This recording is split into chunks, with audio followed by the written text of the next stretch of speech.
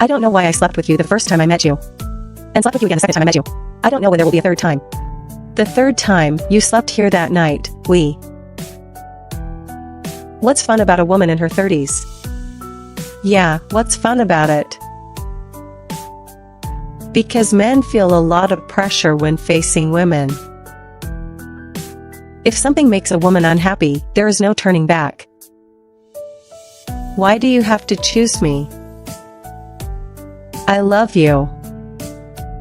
When a man says these words, a woman cannot tell if he is just momentarily carried away by affection, or if it is a sincere choice made after careful consideration. After all, the failure of her previous relationship makes her very worried about repeating the same mistakes. The woman is named Ellen, 35 years old. Ever since she divorced her husband 8 years ago, she has been living alone with her 2-year-old son. Over these years, Ellen has been struggling to make a living. Without exquisite makeup, all she has is day-after-day exhaustion. But from the day of the divorce, Ellen knew she had to live as two people. She had to be both a mother and a father. Perhaps in the eyes of outsiders, her life is stable enough. But only Ellen knows. For these 8 years, on the left side of the steering wheel is survival, and on the right is bottomless loneliness.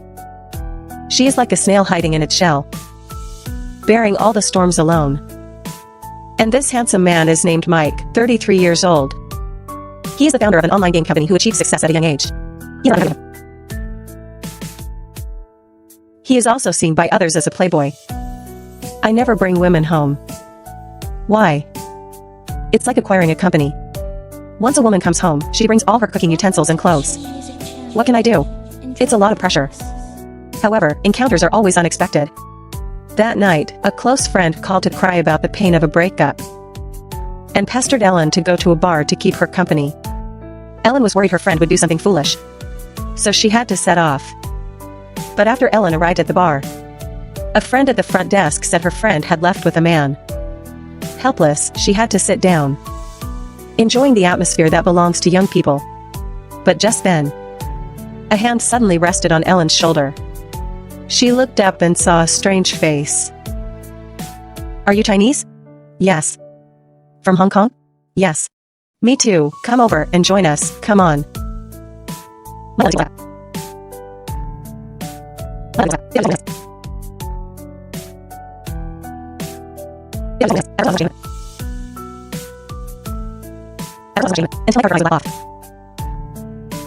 Until I heard her eyes would laugh. Ellen's heartbeat inexplicably began to accelerate. When the mind-reading game started, their tacit understanding made everyone cheer.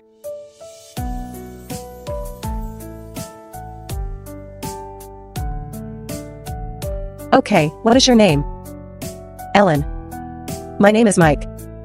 Okay. In the following game segment, the two went all the way to the end. But just as Ellen intended to high-five Mike to celebrate, he suddenly turned around and threw himself into the arms of another beautiful woman. At this moment, Ellen stood frozen in place with her hand raised high. She felt like once the game was over, her existence would have no meaning. Fortunately, at this moment, a foreign friend took the initiative to come over and invite her for a drink. After coming out of the bar, Ellen was already a little tipsy. But just as she was preparing to go home, she met Mike again. Ellen originally wanted to leave directly, but Mike sat in the passenger seat very naturally. Perhaps it was the hormones triggered by the alcohol at work. Mike actually leaned directly toward her and started chatting. His warm breath swept across Ellen's face, and she could even smell the scent of whiskey mixed with mints. Immediately after, Mike kissed her unexpectedly. At this moment, Ellen, as if possessed, did not pull away. And this kiss also disturbed her lonely heart of 8 years. It's not very convenient at my place. It's not very convenient at my place either. With just these two simple sentences, they both understood what the other meant. So, in this cramped car, the two vented all the loneliness, grievances, and exhaustion they had accumulated over the years, in each other's arms. The next morning, just as Ellen woke up from her sleep, she saw Mike outside the car rubbing his back. For the first time in 8 years, she felt like she was alive. Ellen had originally planned to get out of the car and exchange a few pleasantries with Mike. But when she stretched out her foot to get out, she discovered one shoe was missing. At this time, Mike also came over to help look for it together. However, they searched for a long time, but could never find a trace of that shoe. Seeing that the sky was already beginning to brighten, Ellen gave up the idea of continuing to search. So she drove Mike back to the city. They both thought this was just a fleeting encounter that would end at dawn. Just a brief moment of warmth that had nothing to do with true feelings. But they seemed to have forgotten that adult attraction often begins with awkwardness. In the days that followed, Ellen gradually sensed that something was wrong. Perhaps the 8 years of being single were like a cold winter, and Mike was the beam of light that shone into her dark night.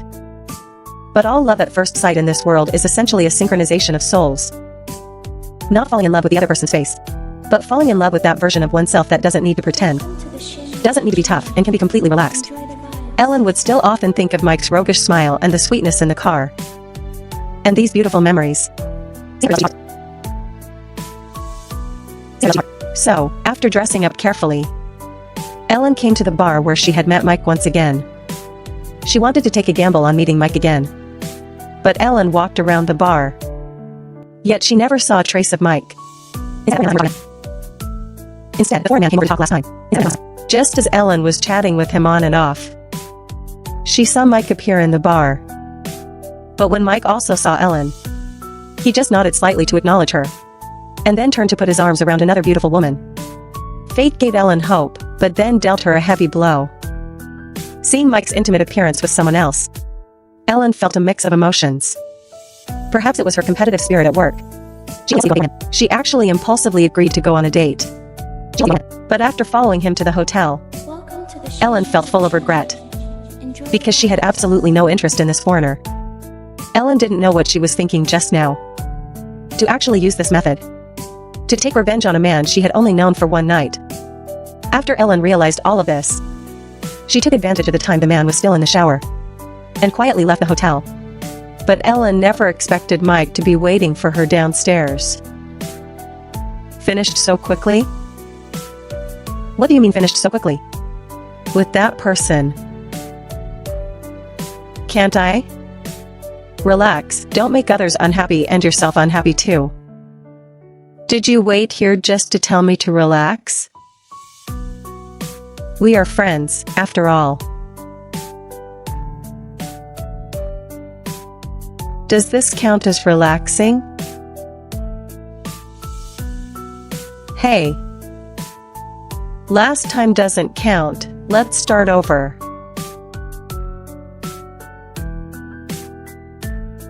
Not in the car this time, right? No sweet talk, no romantic rituals. Only the most straightforward honesty of adults. But this was exactly what Ellen wanted to hear. This time, they were not hasty or perfunctory. Mike also brought Ellen back to his place. And tonight was destined to be an extraordinary night. After some intimacy, the two soon opened up and started talking about their pasts. Mike took the initiative to talk about his experiences. He said he used to make a fortune, living a lavish life of spending money like water. But Ellen didn't quite believe it. After all, what rich person would live in a rental? However, Mike's next words made Ellen trust his past a little more. Actually, I came here when I was 14. Went to Chinatown and hung out with the boss. Whatever the boss told me to do, I did. Do you remember the case at the Golden Dragon restaurant? I remember, many people died, and I was involved too. Really? Yes. So the FBI is still hunting me everywhere. No wonder you told me not to keep looking at you. Yes, don't keep looking at me. The less you know, the safer you are. Looking at Mike's serious expression, Ellen also felt genuine concern for him. The next day, Ellen woke up earlier than usual, and looking at Mike sleeping soundly beside her, an instinctive feeling made her want to get closer. After Ellen got up, she carefully observed Mike's daily supplies. She carefully observed his daily supplies.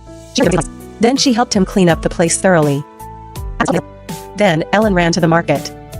She helped him buy new daily necessities. thinking it would add a bit of warmth to this empty house. But when she returned with the items, she happened to run into Mike's foster father at the door.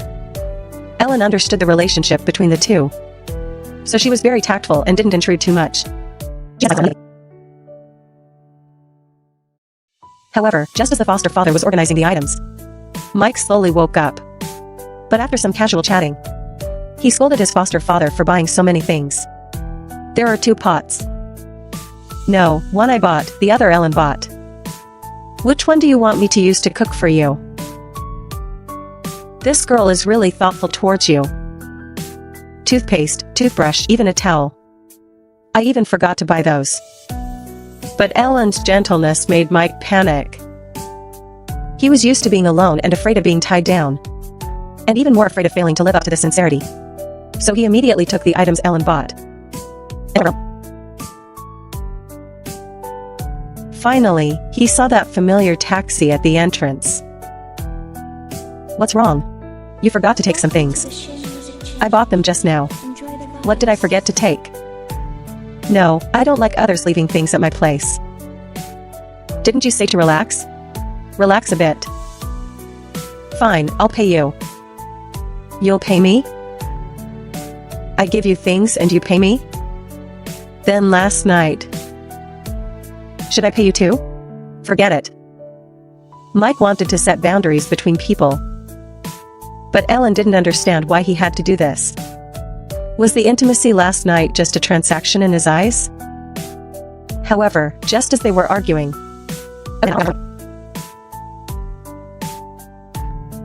Mike, hey, don't run. Don't run. Who are they? Gangsters. Don't go, Mike. Seeing Mike in danger, Ellen immediately called her taxi fleet for support. Then, she didn't know where she got the courage, but she grabbed the iron pot she just bought and rushed up. And this instinctive action touched the softest part of Mike's heart. For these 33 years, no one had ever protected him so desperately. At this moment, the fleet also arrived at the scene. But just as the conflict was about to escalate, Mike suddenly shouted to stop. Ellen was still worried about his situation. But Mike took a business card from the men in black and handed it to Ellen. I'm not a gangster, and neither are they. I was joking last night. I didn't expect you to take it seriously, right? That's just how I am. So this group of fierce gangsters were just Mike's cousin and company executives. So he was neither a wanted criminal nor a pauper. The dangerous life stories from last night were all fake. Ellen could understand his mindset. After all, she was divorced and had a child, and was just a taxi driver. Perhaps in Mike's eyes, she just wanted to be 8 years ago, her ex-husband deceived her. 8 years later, she was deceived by Mike. Ellen didn't know how many more times she would be deceived before she could learn to stop trusting men. Since that day, Ellen had not contacted Mike again. And Mike had to admit that he had long fallen in love with this strong, gentle woman who only had eyes for him. But things went against his wishes, and everything he did had indeed hurt her. Don't think I'm being long-winded. It's impossible to be that carefree for a lifetime. When one day you find that you can pick things up but cannot let them go, you can only resign yourself to fate. In life, if you can pick it up, you must be able to let it go. Many things are forgotten as soon as you turn around. Just have a good time next time.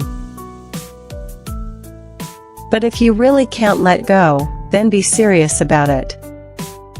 Even though her best friend kept counseling Ellen, Ellen still couldn't accept a relationship that started with deception. In the days that followed, Ellen gradually returned to her former life. Although she would occasionally think of Mike, she was very clear that they were people from two different worlds. If they insisted on being together, it would only lead to more pain. Until this day, the company assigned Ellen a ride-hailing order. But when she arrived at the destination, she discovered it was a private car requested by Mike.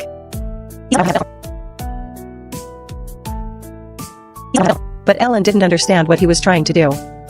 Did he want to see her make a fool of herself? Or did he think she would be like before, softening her heart after a few casual words of coaxing? so Ellen refused his invitation. But Mike directly pressed the timer, meaning he was paying for all the time today. "I'm sorry."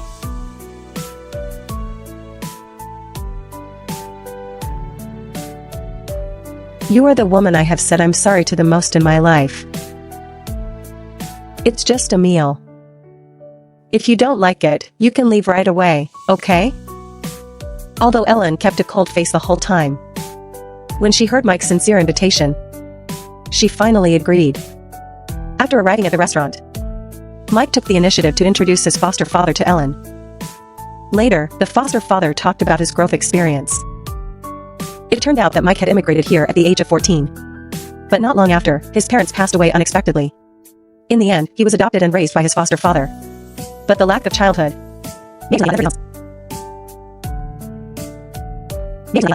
so he could only use his rebellious personality to disguise himself. "Let me tell you, you are the first woman he has been willing to bring back to meet me." Hearing Mike's foster father say this, Ellen couldn't help but feel a little happy. And with the help of the foster father, Ellen's anger gradually dissipated, and her relationship with Mike was restored. It turns out that a prodigal son returning is never a whim, but meeting that person who makes him willing to let go of all his debauchery and just wants to live a stable life, and taking advantage of the good atmosphere. Mike also talked to everyone about his dreams. He said he wanted to build a virtual kingdom on the internet, where there is no war and no discrimination. He wants to accept all lonely people, letting everyone find a sense of belonging in his kingdom. And Ellen looked at Mike's serious expression. At this moment, she felt it was more moving than any love words. After dinner, the alcohol made both of them a bit unsteady on their feet. Ellen's cheeks were flushed, but Mike's eyes seemed brighter than usual. It had been 8 years. Ellen thought she had long since grown used to being alone. But after meeting Mike, Ellen realized that she was still afraid. At this moment, Mike took the opportunity to say some sweet words. Enjoy the vibes. "We are together now, so why not cherish what we have?" "Is this what you say to pick up women?" "I am speaking from the heart." Mike's gaze was too sincere, so sincere that Ellen felt a bit afraid. She was very worried about what would happen if this was just another game. But if only time could stop at this moment. No lies, no deception. Only the sound of Mike's heartbeat and this warm support. It was also at this time that Ellen suddenly thought of the virtual kingdom he mentioned earlier. Extraordinary kingdom. The kingdom and king you mentioned earlier. Is it an online nation? Called Extraordinary Kingdom, right? Do you like it? I think it's a perfect fit. The name of the kingdom was decided just like that. And at this moment, Ellen was completely won over. It is hard for a woman not to fall for a man with light in his eyes. Especially when this light is willing to stay for you and shine into your mediocre life. The next day, when Ellen slowly woke up from her sleep, she was surprised to find herself in a spacious villa. When she got dressed and walked out of the room, she saw Mike busy in the kitchen wearing an apron. This happiness came too suddenly. So much so that Ellen couldn't believe it was real. Is this really your house? I mean, is it really your own home? I've left a lot of my underwear here. Hey, why don't you leave some here too? How could I afford to live here? I mean, let's live together. Stop joking. I'm not joking. I'm serious.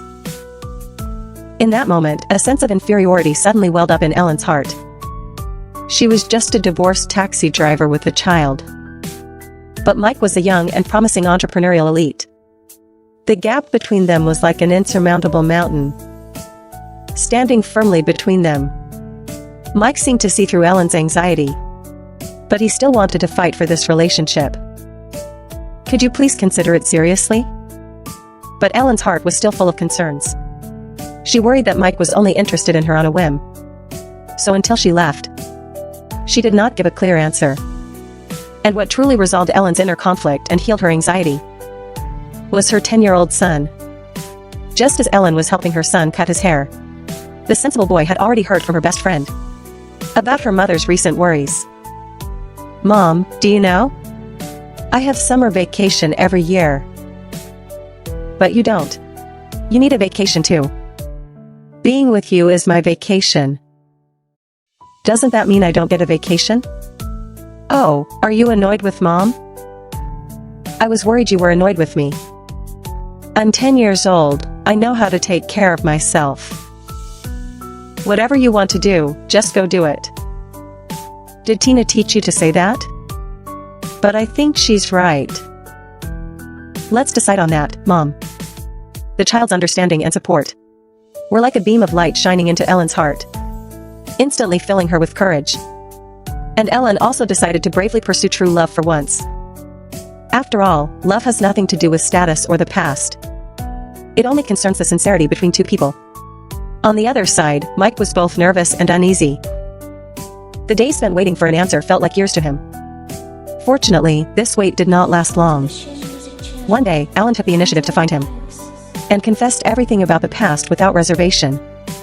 But Mike just said gently that he didn't care about the past at all. "Why did you choose me? I love you." These three simple words had an irresistible magic. The last bit of hesitation in Ellen's heart completely vanished. From then on, the two officially confirmed their relationship. Ellen moved into Mike's home, starting a sweet life of living together. Mike also treated Ellen's son as his own, making up for the fatherly love the child had been missing. And those days were the happiest times of their lives. It turns out the best love is never about making you a better person, but about letting you dare to be your true self. No need to act tough, no need to pretend, and no need to fear being disliked. Because someone will catch all your messiness and embrace all your imperfections. They both thought this happiness would continue forever. But they forgot that adult love can never escape the harsh blows of reality. The sweet days hadn't lasted long when Mike's company faced a catastrophe. The capital chain broke, banks refused loans, and the company was on the verge of bankruptcy. Years of hard work were about to go down the drain. One of the partners, his cousin, wanted to force Mike to bow down. And Ms. Zhou, a female CEO he had offended, took the opportunity to try and acquire Mike's company, and even wanted to control him as a person. But Mike refused to bow down, and even less willing to have his life controlled by others. So he sharply retorted to his opponent, Ms. Zhou. "Just now I said, bullshit.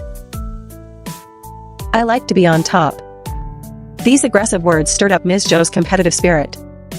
But Mike didn't take it to heart at all, because he already had a new concept called Extraordinary Kingdom. It would definitely lead the company back to its peak. Unfortunately, no matter how beautiful the ideal is, it cannot withstand the coldness of reality. One day, while the two were hosting a party at home, Mike's cousin suddenly showed up, saying that all banks refused to invest in Extraordinary Kingdom, and he had found out who was sabotaging it behind the scenes. At this moment, Ellen noticed that Mike's mood was a bit off, so she wanted to step forward and show some concern. "Mike, what's wrong? Shut up, it's not your business." "Mike, there are still many people here." From meeting to falling in love, this was the first time Mike had lost his temper with her, and it was in front of everyone. Mike also knew he had been too impulsive, but he neither apologized nor offered any explanation. He just turned around and went straight upstairs, leaving everyone behind. In the evening, Ellen tried to ask for the reason, but she didn't know if Mike was just avoiding communication. No matter how she asked, Mike never responded. What exactly happened just now? After that, it was as if an invisible wall had been built between them. Even when they met at home, they just hurried past each other, with no more enthusiasm to share their lives. Until this day, Mike caught her in the bathroom. "Are you not prepared?" "I am, but it hasn't arrived yet, so I wanted to check just to be safe." "Is everything okay?" "It's fine. It's good that it's fine. Yes, it's fine. Then be careful next time. Understood. Adult relationships are never fairy tales. Immense work pressure crushed Mike. He began to become irritable and silent. He kept all his negative emotions hidden inside. He was unwilling to confide in Ellen. He felt he was useless. He could neither protect the company nor provide Ellen with stability. Mike started leaving early and returning late, avoiding Ellen. He began to withdraw his tenderness bit by bit. However, Ellen saw all of this and felt the pain in her heart. She really wanted to help Mike. So, while Mike was preparing to go out, Ellen stopped him as he was rushing. I have something to tell you. Go ahead. There's an empty taxi at Tina's. I'm planning to go back to driving a taxi. It's your decision. Unexpectedly, all he gave in return was indifference. One day, Mike left the company very early.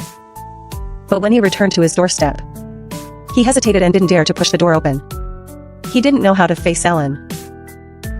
He didn't know how to express the suppressed emotions in his heart.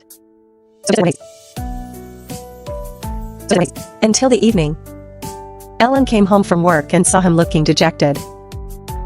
Mike, why are you sitting here? Aren't you inside? Ellen. Welcome to the Shin Music Channel. Enjoy the vibe. Even if Ellen were slow-witted, she understood that Mike was deliberately avoiding her. So she thought about packing her things and leaving. And Mike knew he couldn't hide it anymore. So he simply confessed the current predicament of the company. But Ellen didn't understand these things. She just hoped to keep walking forward with Mike. I don't understand. I want to help you, but I don't understand. I just want to tidy up the house and cook a hot meal for you to eat when you come back. That's all. If you like it, eat it. If you don't, then don't. I don't have any demands. Tell me, am I doing too much or too little? It said I'm not doing enough. It said I'm not doing well enough. You have no problems. You have already been very good to me. A warm hug soothed all the anxiety in Ellen's heart.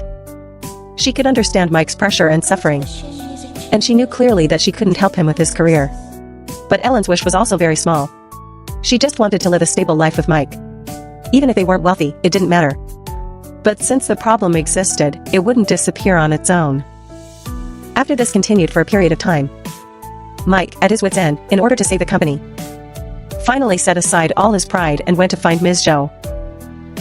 I did indeed stop the bank from lending you money. However, I did this because I admire you. I think perhaps there is little communication between everyone, which is why there are some misunderstandings.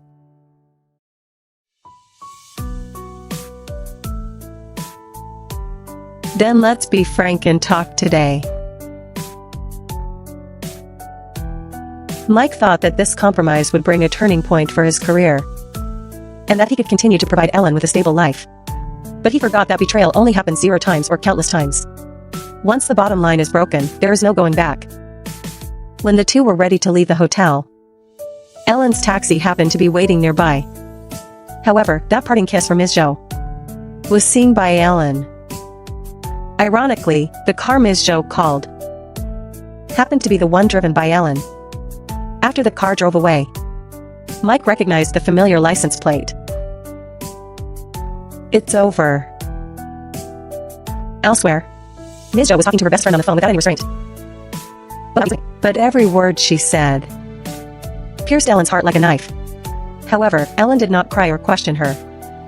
Because when heartbreak reaches its peak, one cannot even shed a tear. When Mike returned home that evening, Ellen was already gone. Only a key and a letter were left on the table. He knew deep down that Ellen had chosen to leave. Ellen returned to her best friend's house, resuming her previous life with her son and her friend. The heart she had opened with 8 years of courage was slammed shut once again. The happiness she had struggled so hard to grasp had turned into a bubble once more. She did not fear poverty or hardship, but she feared having her sincerity betrayed, and she feared having her trust trampled upon. Yet, fate is just that cruel. Not long after, Mike faced his own retribution. His compromises failed to save the company, and he was instead pushed out of the court team by his cousin. Years of hard work were destroyed in an instant. Mike finally tasted the bitter fruit of his cowardice and betrayal. He had thought that professional success would make up for everything, not realizing that some wounds, once inflicted, can never be healed.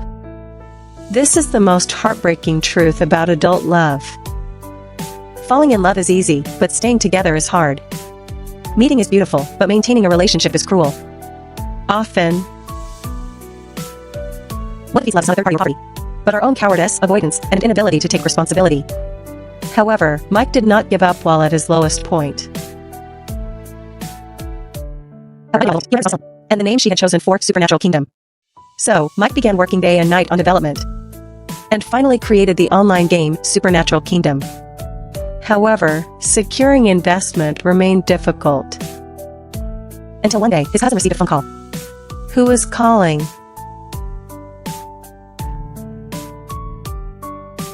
It's Gates calling.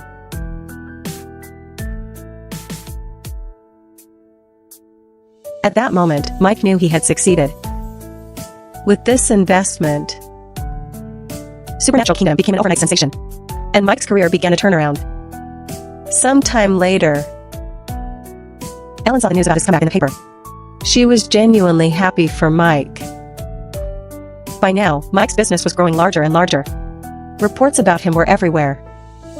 Yet, he himself felt no joy at all. Until one day, while Ellen was waiting for passengers as usual, a police officer suddenly approached and signaled for her to get out of the car. Are you Ellen? Yes. This is for you. Please forgive him. Thank you.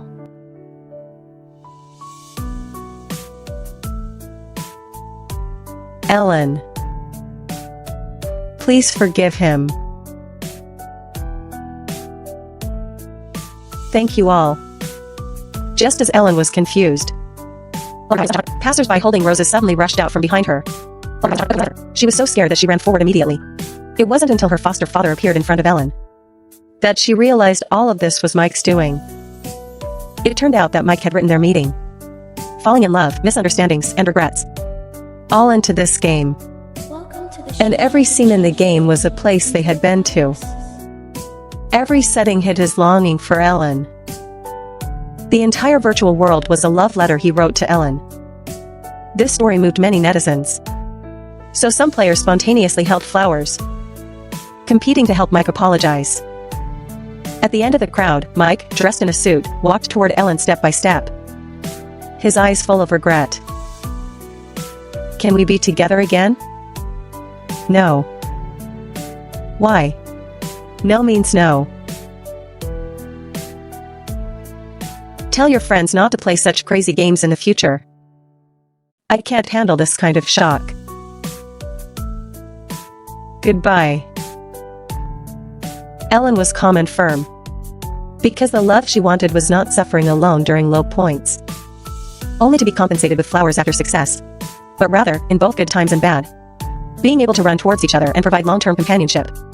Ellen dared not repeat the same mistakes again, because after all, a broken mirror is hard to mend, and the cracks remain forever. Although the heart still flutters, the trust is completely gone. Because for those who have been hurt, the most feared thing is not the heart fluttering, but being hurt again. Although Mike saved his company from the brink of bankruptcy, he could no longer win back Ellen's trust. Late compensation can never compare to present protection. Many people think romance can save a relationship, but they don't know that the most precious thing in love has never been flowers or apologies, but consistent loyalty and companionship. You actually said no? If it were me, I would have jumped on him, kissed him wildly, and then said yes. Why, Ellen? That's simple. The question is whether you want to go back. Do you understand?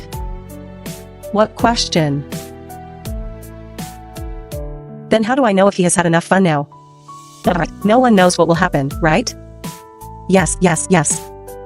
In the days after the breakup, the two cut off all contact. Mike's world became black and white from then on, spending every day in longing and regret. But one day, while Mike was out running, he found in the hands of a homeless person the shoe that Ellen had lost back then. But before he could be happy, a sudden earthquake instantly swept through the entire city. And this disaster became the litmus test for their love. In the moment the earth shook, Mike's first reaction was not to flee, but to rush desperately to Ellen's best friend's house. He was afraid Ellen would be hurt and worried that she would be scared. And on the other side, the moment Ellen protected her son. And when faced with life and death, all pretenses and concerns are torn apart. All that remains is the most genuine attachment. When the earthquake gradually subsided, Ellen entrusted her son to her best friend to look after, and then planned to go find Mike. But the moment the door opened, Mike appeared before her eyes. And in the instant their eyes met, all the grievances, misunderstandings, longing, and love erupted at this very moment. "Are you okay? What about Scott?" They didn't speak, just held each other tightly, as if they were holding the whole world. Past betrayals, hurts, and regrets seemed insignificant in the face of this life and death moment. And the two finally understood that love at first sight is fate, but choosing each other firmly after weathering the storms is what true love is. It turns out we have always misunderstood love at first sight. It is not about being attracted to looks, nor is it a momentary impulse. But two lonely souls, while covered in scars, happen to meet each other. It is also two broken people willing to piece each other together, to become whole again. Many people also say, "I no longer believe in love." But in fact, it's not that love is unbelievable, but that we haven't met the right person yet. Haven't met the person who can make you let down all your defenses. Don't close your heart because of past hurts. Don't be afraid to love again because you fear getting hurt. True love is never about making you a better person. May we all meet such a person who has seen you at your most disheveled and has heard about your most unbearable past, yet is still willing to stay by your side, letting you dare to love once more, letting you dare to believe in the fairy tale of love once more.